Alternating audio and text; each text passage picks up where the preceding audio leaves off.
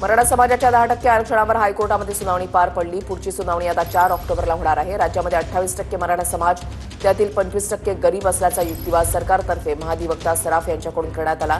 तर मराठा समाज मागास नाही असा युक्तिवाद वकील संचेतींनी केलेला आहे। मराठा आरक्षणावर हायकोर्टात काय युक्तिवाद? पात्र मराठ्यांना कुणबी जात प्रमाणपत्र देणार असं मुख्यमंत्र्यांनी सांगितलेलं आहे। ॲडव्होकेट प्रदीप संचेती, मराठा समाजाला आता 2 आरक्षण आहेत। राज्य सरकारनं कोणतं आरक्षण कायम ठेवायचं यावरून निर्णय घेतला आहे का? कोर्टाची विचारणा। मराठा समाज मागास नाही, अनेक मराठा श्रीमंत आणि आर्थिकदृष्ट्या सक्षम आहेत। ॲडव्होकेट प्रदीप संचेती, मराठा समाजातील अनेक लोकांकडे पक्की घरं आहेत, फ्लॅट आहेत, मग ते मागास कसे?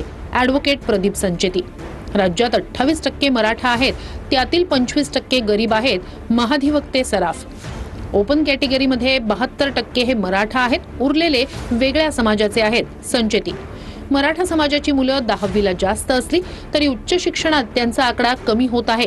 कोर्ट, गायकवाड समितीचा सुप्रीम कोर्टात मराठा मागास असल्याचा अहवाल टिकलेला नाही। ॲडव्होकेट प्रदीप संचेती,